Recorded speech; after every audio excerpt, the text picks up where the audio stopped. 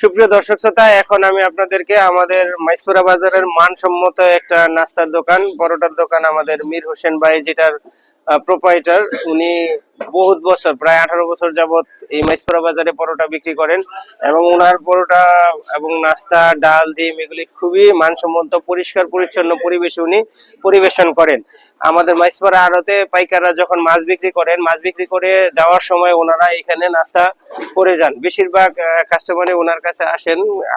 আপনারা যদি ওনার নাস্তার দোকানের পরিবেশটা দেখেন তাহলে ভবিষ্যতে আপনারা এখানে আপনারা আসতে পারবেন। সকালে যদি কখনো মাছ কিনতে আসেন, এখানে নাস্তা খেয়ে যেতে পারেন। আমরা এখন মীর হোসেন ভাইয়ের সাথে কথা বলবো। একটু কাছে আসো তো। মীর হোসেন ভাই, আপনি কত বছর যাবত এই ব্যবসাটা করেন? 18-19 বছর যাবত করেন। এইখানে আপনার ব্যবসা করে কি আপনার যেটা আপনি মনে মনে চান যে এটা হলে ভালো হয়, মোটামুটি ওই পর্যায়ে হয় কিনা ব্যবসা? যাক, উনি ব্যবসা করে এখানে আসলে খুশি। এবং আমাদের এলাকার মানুষের সাথে সম্পর্ক কেমন আপনার? আলহামদুলিল্লাহ, এলাকার মানুষের সাথে ইনশাআল্লাহ সুসম্পর্ক।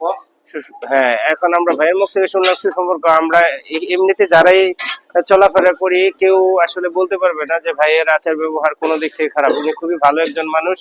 আমরা এখন আপনাদেরকে নাস্তার দোকানের ভেতরের দিকটা দেখাবো। এখনো পর্যন্ত আপনাদের এখানে প্রায় কাস্টমার এসে পৌঁছায়নি। মাছ বিক্রি করা শেষ হলেই তারা ঝাঁকে ঝাঁকে চলে আসবে এবং তখন আপনি এখানে বসার কোনো সুযোগ পাবেন না। দেখেন কতটা পরিষ্কার পরিচ্ছন্ন একটা খাবারের হোটেল। হ্যাঁ, এই জন্য আমি ছোটবেলা থেকে আসলে এখানে আসলে নাস্তা খেতাম। আমার বাবা নিয়ে আসতো সকালে এই যে নাস্তার ডাল, এইখানে ডিম ভাজি হয়। এগুলো হচ্ছে পরোটার গুচি। এই যে পরোটা,